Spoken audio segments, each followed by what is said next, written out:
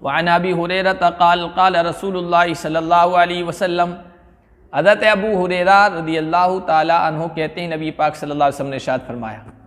इस हदीस में नबी पाक सल्लल्लाहु अलैहि वसल्लम ने क़यामत से पहले चंद मुआशरती हालात, मुआशरती बिगाड़ जो मुआशरे और समाज में पैदा हो जाएगा उसकी तरफ इशारा किया है।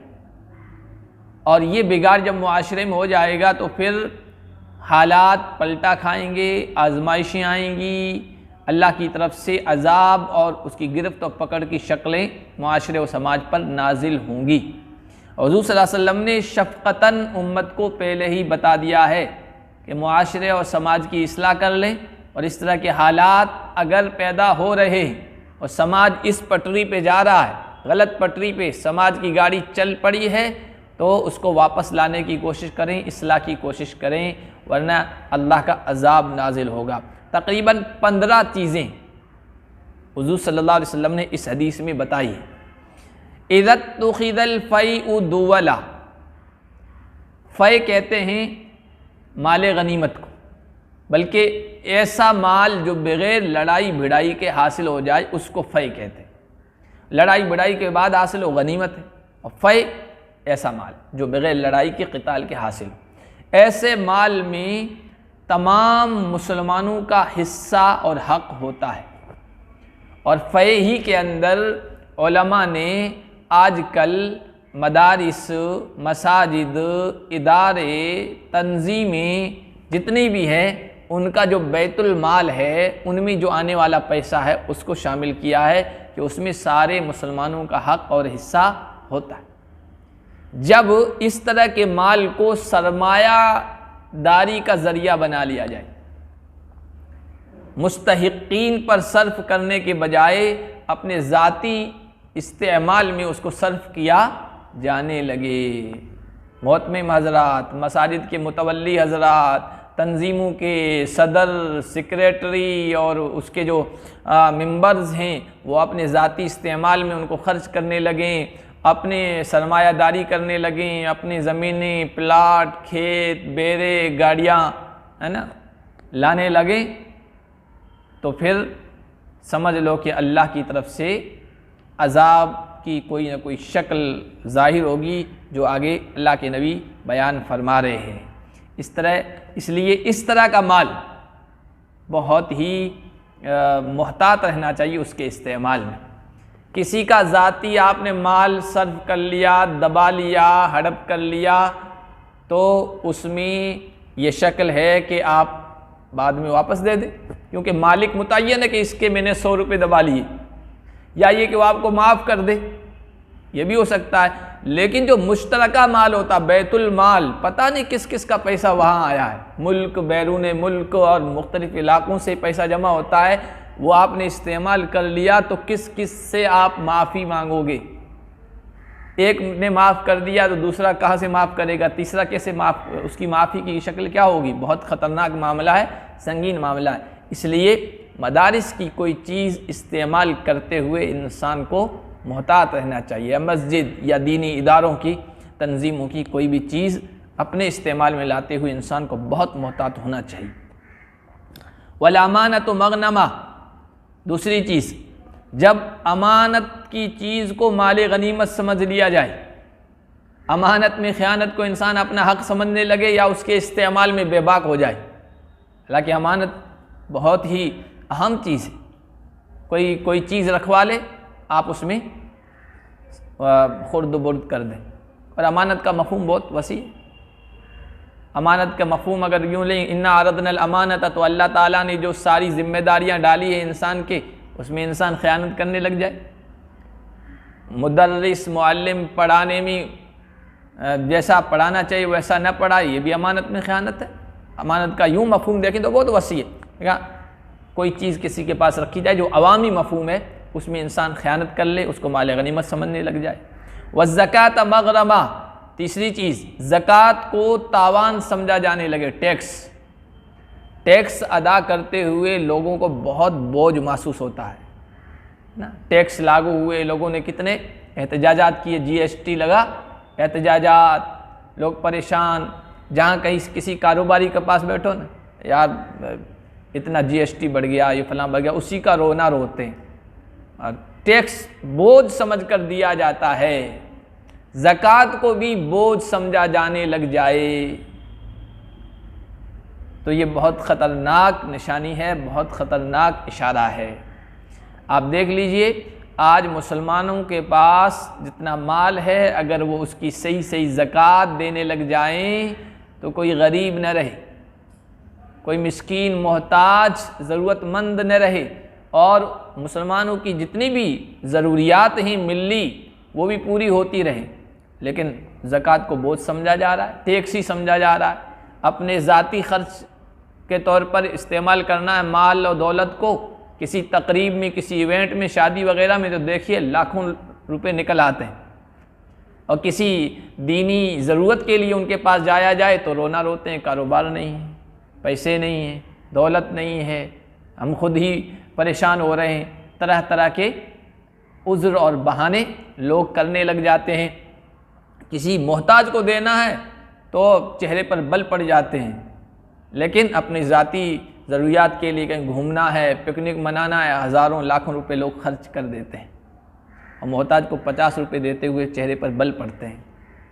ज़कात को जब तावान समझा जाने लगी, व तो उल्लिमा लिगैरिद्दीन, दीन के अलावा किसी और मकसद के लिए इल्म सीखा जाए, इल्म सीखा जाए इखलास के साथ नहीं, दीन की खिदमत ना हो, बल्कि दुनियावी मफादात, दुनियावी अगराज हासिल करने के लिए आलिम, मौलवी, फाजिल, पीएचडी, डॉक्टर, अल्लामा, कारी, मुकरी सब बना जाए। खिदमत दीन निगाहों के सामने ना हो, बल्कि कसब माश हो, ज़िंदगी के गुजारने के ज़राए और असबाब हासिल करना उससे मकसूद हो, इखलास ख़त्म हो जाए। वाता अर्रजुलु इमराअतहु, और आदमी अपनी बीवी की बात माने, आदमी अपनी बीवी की बात माने, जायज़ नाजायज़ उसके तकाज़ों को, उसकी ख्वाहिशात को और उसकी डिमांडों को पूरा करे। मर्दांगी अपनी भूल जाए और उसकी हर बात को मानने लग जाए। वाक़ा उम्महु, और अपनी माँ की नाफरमानी करे। बीवी की इताअत के फ़ौरन बाद माँ की नाफरमानी का जिक्र किया है। इसका मतलब ये है कि बीवी की जायज़ और नाजायज़ बातों को मानने में इतना आगे चला जाए कि जो उसके करीबी अजीज़ी खूनी रिश्तेदार हैं उनकी हक़ तलफ़ी होने लगे। ये मतलब है, रिश्तेदारों को कोई अहमियत ही नहीं और बीवी की हर बात मान रहा है, उसका मुता और फर्मा बरदार बना हुआ है। इसका ये भी मतलब नहीं बीवी से कोई मशवरा ही न लिया जाए और बीवी की हर बात वो कोई बात न मानी जाए, ये मतलब नहीं, बल्कि उसकी बातों में इतना मगन हो जाए उसको पूरा करने में कि दूसरे अजीज़ों का हक़ तलफ होने लगे, ये मतलब है। तो आजकल आप ये देखें, आजकल जो आज़ाद नौजवान हैं, दीनदार है तो कम अज़ में करेगा कि माँ बाप के मुकाबले में बीवी की बात को तरजीह नहीं देगा, उसकी हर बात नहीं मानेगा, अपने सोच अपने उस हिसाब से चलेगा। लेकिन आज़ाद किस्म के जो नौजवान हैं, दुनियावी मकासिद और अहदाफ ही उनके सामने हैं, बस दुनिया ही दुनिया है। आप मुआशरे और समाज में जाके देख लें, ऐसी शिकायतें आती रहती है। वादना सदीक़हु अक़सा अबाह, दोस्त को करीब करे और बाप को दूर करे, दोस्तों से यारी दोस्ती का पूरा हक़ अदा करे और बाप से दूर भागे। दोस्त आवे तो बाएं फैला ले, यार आया, जिगरी आया, मेरा दोस्त आया, उनके साथ ज़्यादा वक्त बीत रहा है और बाप से दूरी इख्तियार किए हुए है। यारों दोस्तों से अपनी हर चीज़ शेयर कर रहा है, अपने राज उनके साथ शेयर कर रहा है और बाप से कोई मशवरा न कोई राय। वज़हरतिल अस्वातु फिल मसाजिद, मस्जिदों में आवाज़ें बुलंद होने लगे, मस्जिदों का आदाब, मस्जिदों का एहतराम लोग भूल जाएं, दुनिया भर की यहाँ बातें लगने जा रहे हैं, शोर व हंगामा यहाँ होने लग जाए। मस्जिद में सुकून मिलना चाहिए, मस्जिद में राहत मिलनी चाहिए, मस्जिद में यकसुई होनी चाहिए अल्लाह की इबादत के लिए, यहाँ भी शोर व हंगामा होने लग जाए। वसाद अल कबीलत फ़ासिक़ुहुम, कबीले का सरदार उनका फ़ासिक़ बन जाए, कबीले में चौधरी, कबीले का ज़िम्मेदार, सरपंच, यूँ कहिए फ़ासिक़ लोग बन जाएं। और अक्सर ऐसे लोग हैं ज़िम्मेदार, दीनदारों को, साहिब रीश को, दाढ़ी वालों को, दीनी हुलिये वालों को लोग कम ही पसंद करते हैं, कम ही चुनते हैं। ऐसे लोग चुने जा रहे पंच के तौर पर, सरपंच के तौर पर, ओहदों पर, मनासिब पर, जिनका दामन बदकिरदारी से और अखलाक फासाद से दागदार है। छोटे ओहदों पर भी आ रहे हैं और बड़े ऊपर ओहदों पर भी ऐसे ही लोगों को लाया जा रहा है। अगला जुमला यही है, वकान ज़ईम अल कौमी अर्ज़लहुम, कौम का लीडर, कौम का सरदार उनमें सबसे कमीना हो। कमीने लोगों को अपने सिर्फ मफादात के लिए, अपने अगराज के लिए, घटिया मकासद के लिए ओहदों पर बैठा दिया जाए। PM भी ऐसा हो और CM भी ऐसे टकले टकले आ गए हो, सब बदमाश, गुंडे लोग, ऐसे लोगों को अपना लीडर मान लें। व उक्रिमर रजुलु मखाफत शर्रिही, और आदमी की इज़्ज़त की जाए उसके शर के अंदेशे से। किसी आदमी की, बड़े की इज़्ज़त इस वजह से ना हो कि उसके अखलाक अच्छे हैं, सूफ़ी साफ़ी है, सीधा सादा है, मौलवी टाइप का है, अल्लाह वाला है, इस वजह से नहीं। बड़े लोगों की इज़्ज़त इस वजह से की जाए, यार दादा किस्म का है, बदमाश है, गुंडा है, लुच्चा लफंगा है, नुकसान पहुंचा देगा, इसलिए हाथ जोड़ लें उनके पास, उनको अपने प्रोग्रामों में बुलाएं, उनकी इज़्ज़त अफजाई हो, उनका इस्तकबाल हो, उसके शर और नुकसान के डर से किसी आदमी की इज़्ज़त की जाए। वज़ारतिल क़ैनात वल मआज़िफ़, गाने वालियाँ, कैनात गाने वालियाँ, वल मआज़िफ़ गाने के आलात आम हो जाएं, गालिब आ जाएं। मुआशरे और समाज में आइडियल कौन हो?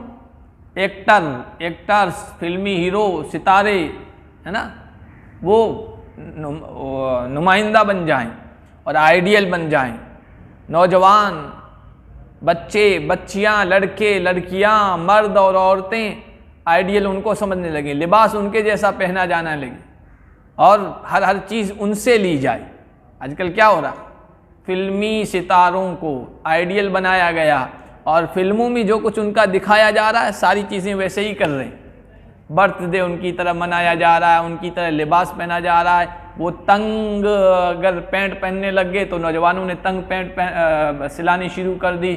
उन्होंने ऐसा लिबास पहन लिया कि ऊपर से घाघरा, नीचे से तंग, और वो भी ऐसा पहनने लग गए। उन्होंने फटा लिबास पहन लिया तो नौजवान भी फटा, आइडियल उनको बना लिया। ये गालिब आ गए, गाने बजाने के आलात भी गालिब आ गए, संगीत और ये जितनी भी चीज़ें हैं, और अदब, सकाफ़त और आर्ट के नाम पर इनको ज़्यादा से ज़्यादा आम किया जा रहा है। सऊदिया जैसी मुक़द्दस सरज़मीन जज़ीरतुल अरब में देखो, अल्लाह के दीन की तरफ, मस्जिदों के आबाद करने की तरफ बुलाई जाने वाली जमातों के ख़िलाफ़ तो खुतबा जुमा दिलाया जा रहा है, और उसी जुमा में यहाँ से सल्लू भाई को और हीरोइनों को बुलाया जा रहा है और उनके हाथ यूं निशानात लगाकर उनको सजाया जा रहा है यादगार के तौर पर। उसी जुमा में दावत, तबलीग, जमात के ख़िलाफ़ जो शराब खानों से मसाजिद की तरफ लोगों को लाते हैं और नाच गाने की महफिल से दीनी महफिलों की तरफ लाते हैं, उनके ख़िलाफ़ कहा जा रहा है कि इस जमात सही नहीं है, इनके ख़िलाफ़ तुम तकरीर करो।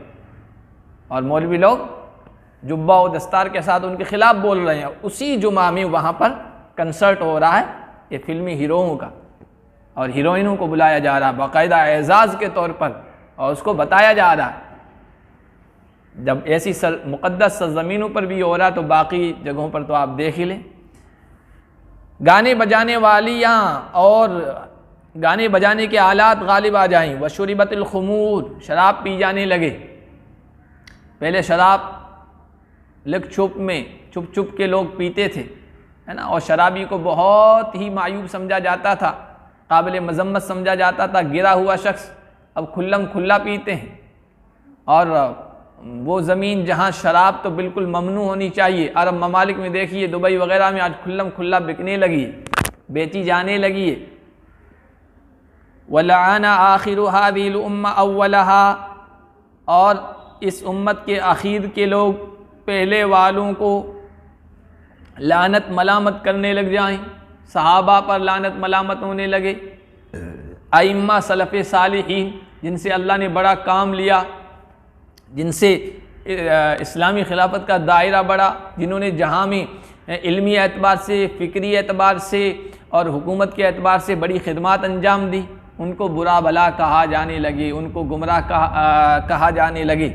इस उम्मत के बाद के लोग पहले वालों पर लानत मलामत करने लग जाएं, खुद की कोई हैसियत नहीं है और ऐसे मुअज़्ज़ज़ लोगों को दागदार करने की कोशिश करें।